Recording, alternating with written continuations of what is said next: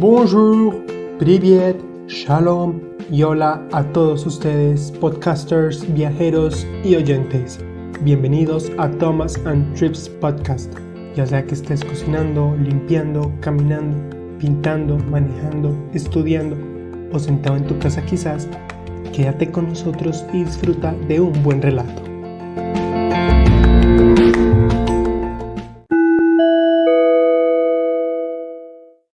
Hola de nuevo a todos ustedes y bienvenidos a El arte no solo como museos o pinturas del Renacimiento. En este capítulo hablaremos de pintura, escultura, arquitectura, las diferentes proyecciones de arte en diferentes lugares de la Tierra, opiniones, criterios y muchas otras cosas. Pero no empezamos nuestro episodio sin antes hablar del souvenir u objeto del día.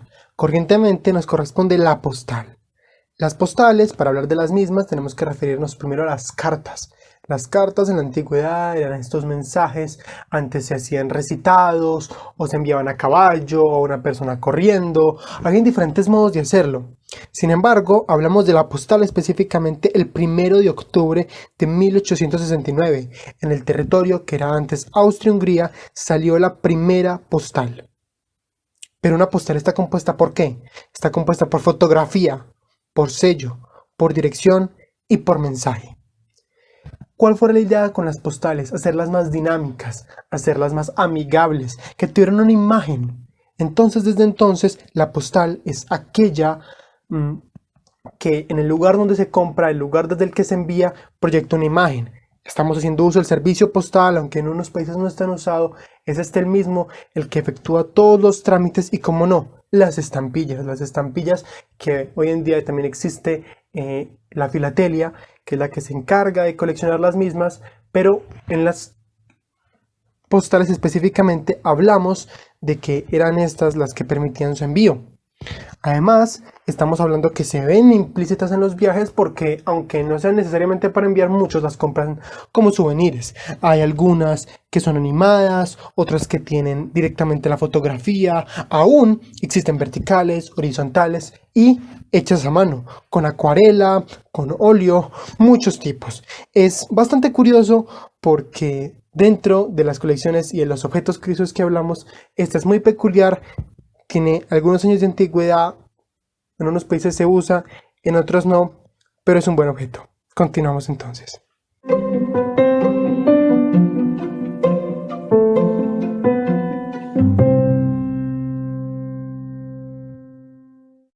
Estamos en nuestro segundo episodio y tratando las generalidades que abordará el podcast, hoy nos corresponde el arte. Y como dice el título, hablamos del arte.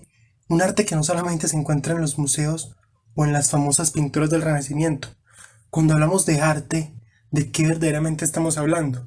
Bueno, estamos principalmente tocando la pintura, la arquitectura y la escultura.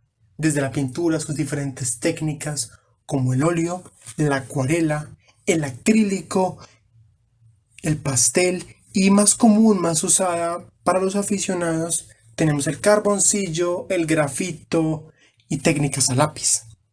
Dentro de la arquitectura, más que la carrera o el pregrado, la especialización en la arquitectura, es esta creatividad para estructuras, no como una ingeniería civil que da mucha utilidad, sino en la innovación, desde nuevos diseños, desde cosas salidas de contexto.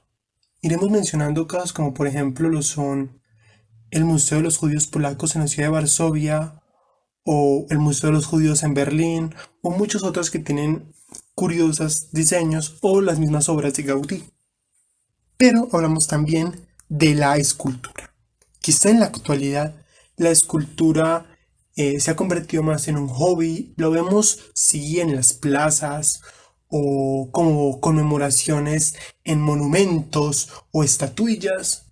Pero aún en la antigüedad, desde el yeso, el hierro, la roca, esos diferentes materiales hacen parte del arte.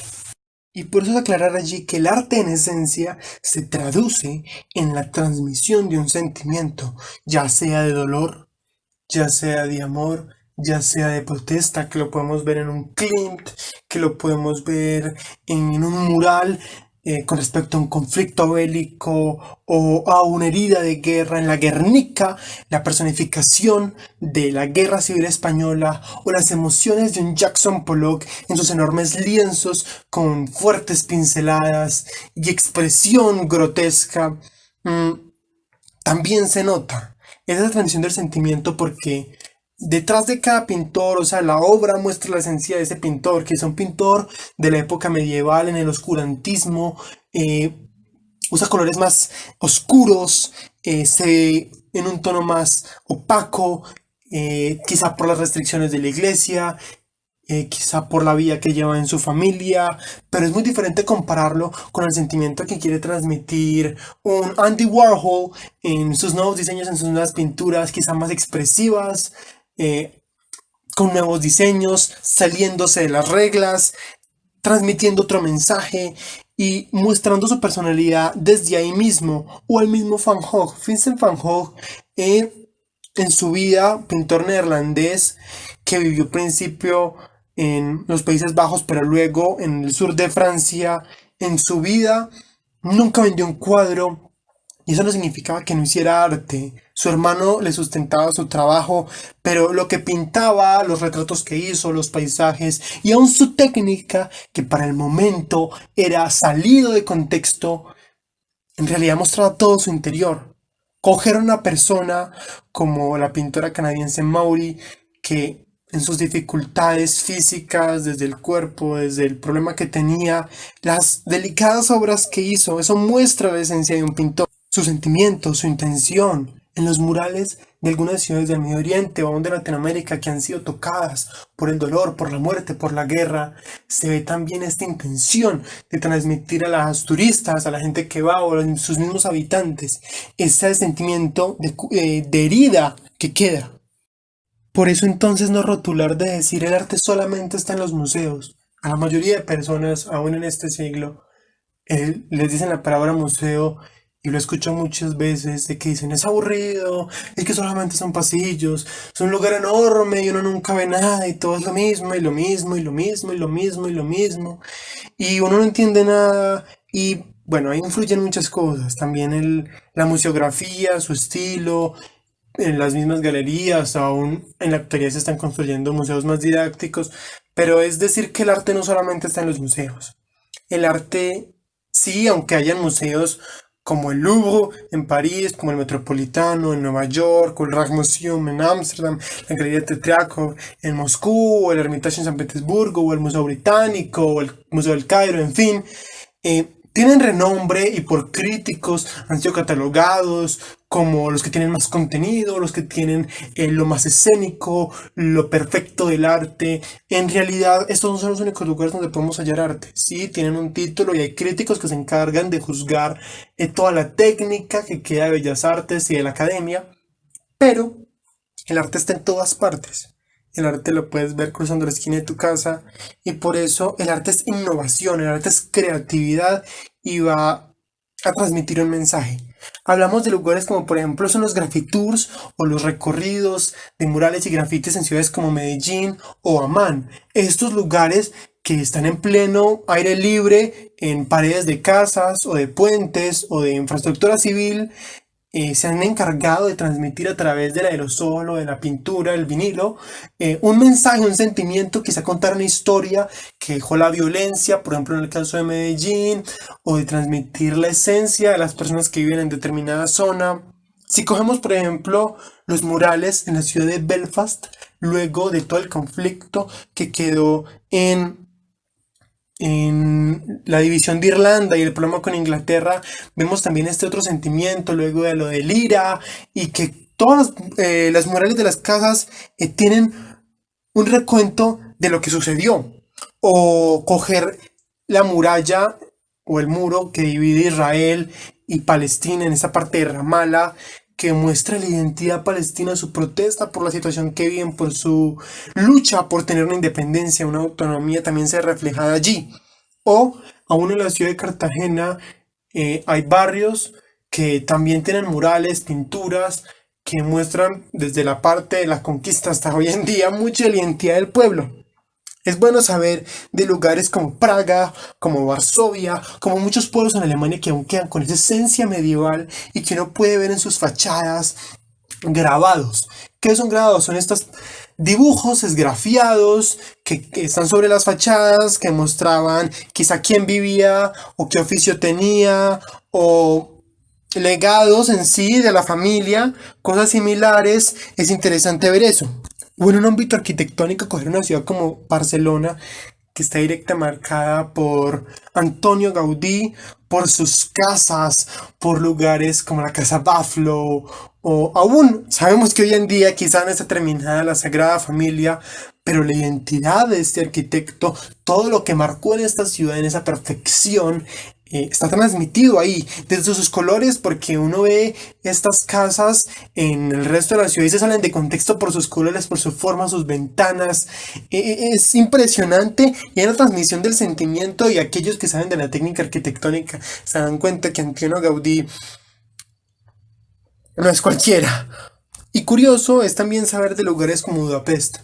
Un día me di cuenta leyendo un poco que Budapest, la capital húngara, en sus techos hay tejas específicas de una empresa que las produce y para lugares como el Parlamento, como algunas iglesias, producen tejas de colores y con las mismas tejas forman dibujos, mosaicos y desde la parte de arriba, desde algunas de las colinas o en fin, se ven los techos en colores vivos y formando figuras y eso es otro tipo de arte. O desde la parte religiosa, algunas iglesias ortodoxas en la parte de Europa del Este, Rusia, Ucrania, Rumania, Grecia, todos esos que tienen la raíz ortodoxa que dejó Constantinopla en sus iconos eh, traducen desde los colores, su antigüedad, porque sí, son dibujos religiosos, pero son paredes, son techos, todo el interior de una iglesia ortodoxa está pintada por los iconos.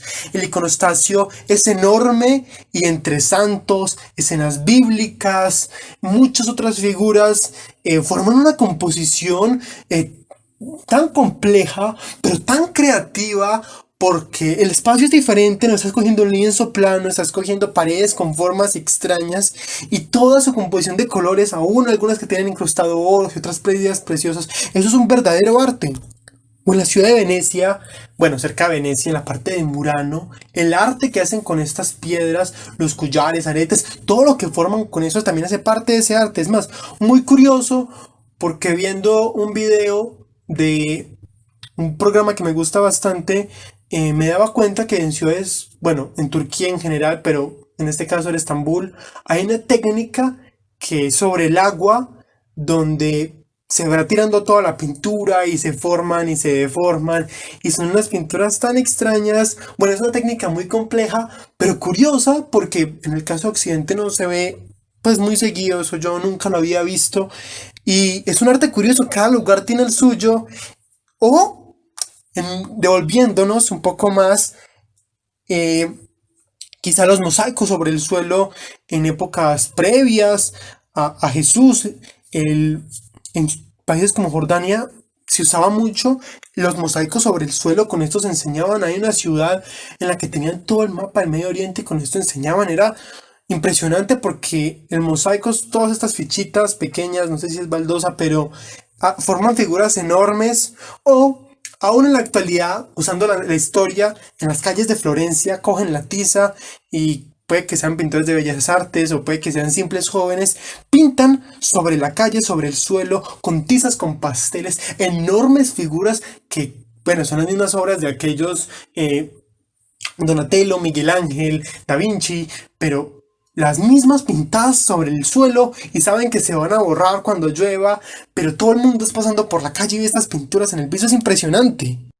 Y bueno, sí, ya estamos hablando del Renacimiento. Y por eso decir el Renacimiento no es lo único que es para arte.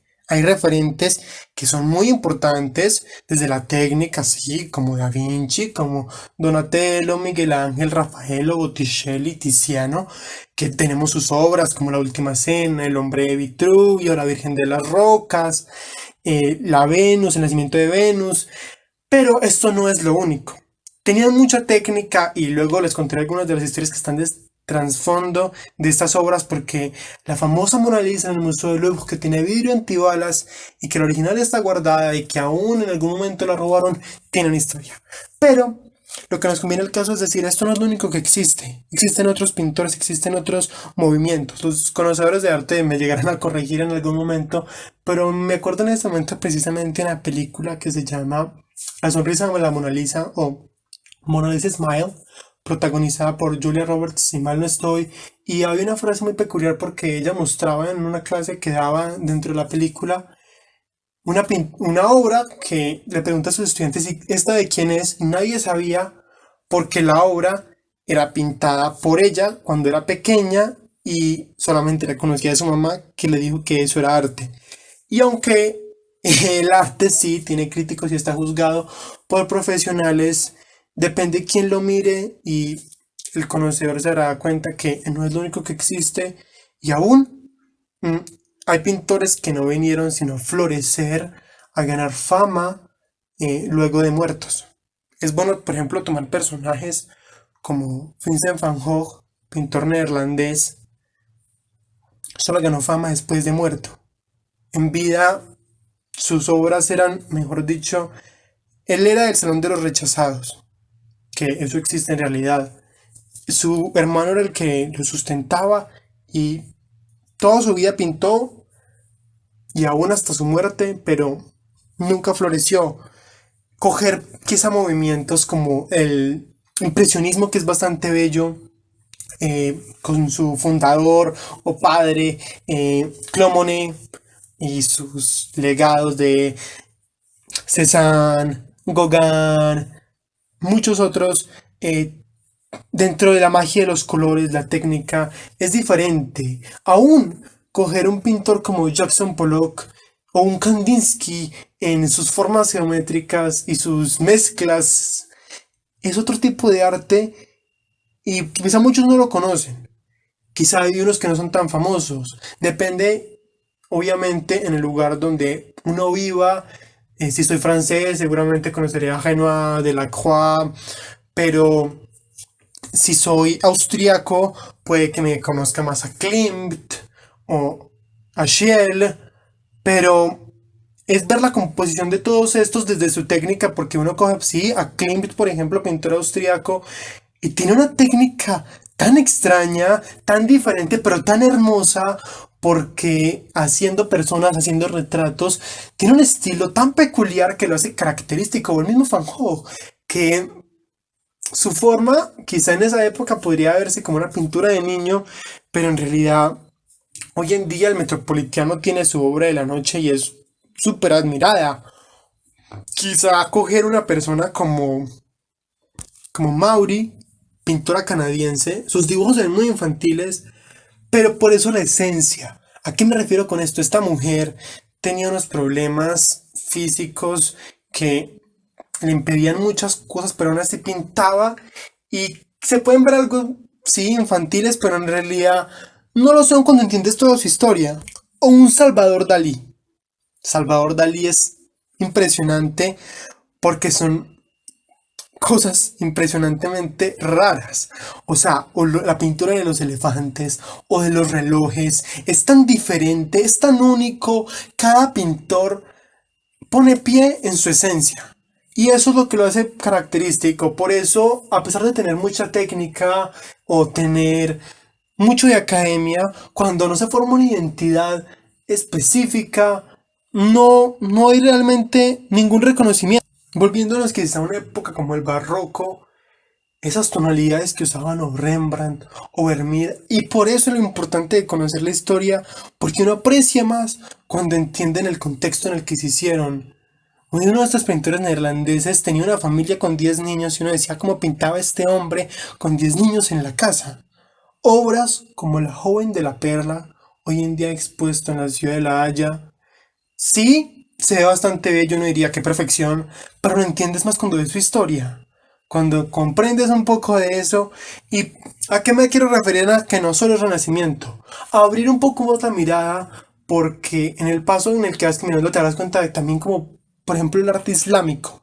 Eso también es arte. Las mezquitas y las composiciones que tienen, o sea, cada uno de los azulejos de las mezquitas, por ejemplo, de Irán, es algo precioso porque los arcos que hacen, los nichos que tienen y bueno, no hay muchas pinturas en el contexto del Islam, pero la mezcla de colores y aún el legado que dejaron los árabes en Europa, porque ciudades como Lisboa o como Porto con los azulejos sí han hecho pinturas bellísimas, murales en estaciones de trenes, en las afueras, en parques, que dejan una belleza donde, vaya, esto no es renacimiento, pero es bellísimo. Y no lo conocía antes, pero esto no quita su importancia. Hay hasta pintores pues a nivel local, mucho más específico, en diferentes comunidades, que quizá si este pinta en Nueva Zelanda, no lo conocerán en Dinamarca. Pero esto no quita su esencialidad y no tendrá la fama en este momento de un Leonardo da Vinci, pero cuando vas conociendo y vas aprendiendo te das cuenta, es igual de especial y puede ser igual de valorado porque en algún momento seguramente podría estar en uno de los grandes museos y por eso decir que a pesar de que existen los grandes títulos de Louvre, de todos estos, de Británico, de Metropolitano, de Rijksmuseum, de Tetrachov, aún en este momento se están gestando esos museos de arte moderno que bueno, algunos son expresiones de pintura, otros son expresiones de escultura o de exposiciones en salas completas como Doris Salcedo, que son mucho más enormes, o aún en la calle, que se van gestando y por eso el mundo va cambiando, porque va evolucionando y sus diseños también.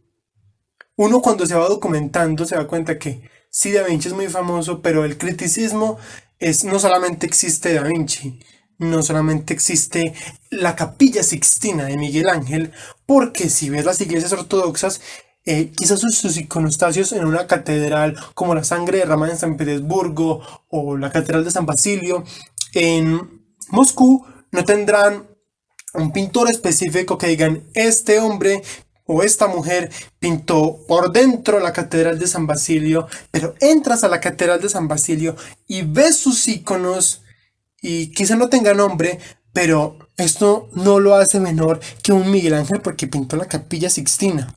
Uno se queda pensando al oír todo esto que definitivamente hay mucho mundo y cuando estás en la oscuridad o en la ignorancia no lo ves.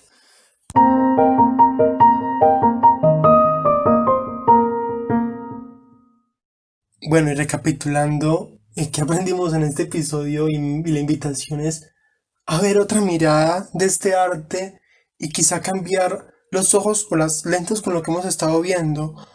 Porque listo, puede que tu estilo no sea entrar a un museo tan estructurado como el Louvre, pero eso no significa que te vayas a perder de caminarte por las calles de Belfast y ver todos estos murales o entrarte a una iglesia ortodoxa aunque no seas creyente y ver todo el iconostasio que tiene por dentro. Y yo no soy un pintor, no, yo no pinto ni soy experto en arte, pero en todo lo que he venido aprendiendo me he sorprendido por las historias de los artistas, por el trasfondo que ha tenido la construcción de una obra, el cómo ha impactado en un contexto sociocultural, su importancia, porque hay obras que los mismos habitantes se identifican, porque traduce su identidad a lo que se vive en ese país, y eso es importante, eso es magnífico, es realmente darse cuenta de que cuando vas aprendiendo, te das cuenta de que, bueno, quizá me había casado con esta mirada, pero puedo ver esta otra. Puedo darle una oportunidad a algo que quizá no me parecía tan importante, pero bueno, es sorprendente y así uno va consiguiendo afinidades de me gusta más este movimiento, me identifico más con este pintor, puedo aprender quizá a pintar como aquel, eso es lo valioso.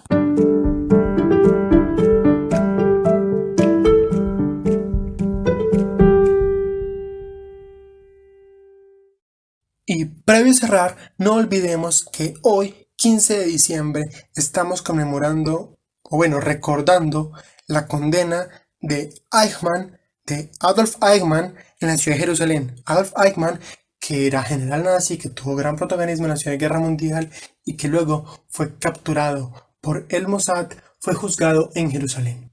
El hecho está recapitulado también por la obra de la filósofa alemana, judía, francesa, tuvo varias nacionalidades, Hannah Arendt, en el informe que hizo sobre el hecho, bastante controversial por cierto, porque siendo judía, en su explicación de los hechos mostró, a diferencia de lo que hizo el tribunal sionista, de juzgarlo por toda esta obra del Holocausto, y su explicación o la explicación del hombre era: yo solamente seguía órdenes.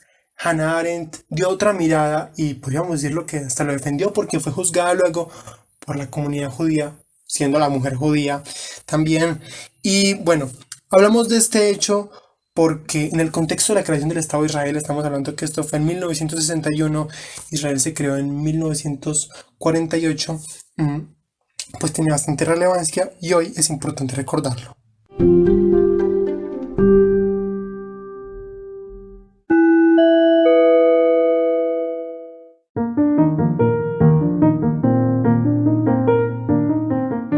Terminamos con nuestro episodio y quisiera mencionar que, aunque no soy un experto, busco poder compartir e impactar desde mi experiencia y mi criterio con los aprendizajes que he adquirido. No se olviden de seguir el podcast y las novedades en Instagram en Thomas and Trips Podcast. Desde allí busco poder compartir frases, datos y dar a conocer nuevo contenido.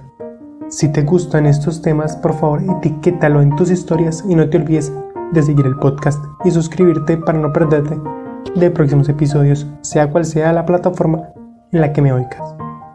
De este modo es a través del cual me ayudas a crecer, a llegarle a más personas, a ser recomendado y en sí a darle continuidad a este proyecto que de seguro le puede gustar a otros así como a ti.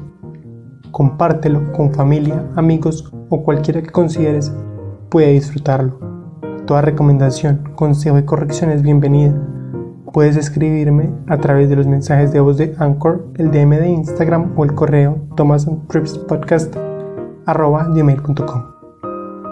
Y si también deseas hacer comentarios, patrocinios o algún otro propósito, estoy abierto. En la descripción están todos estos datos y las notas del episodio de hoy para que las cheques, y recuerda, nos vemos cada semana.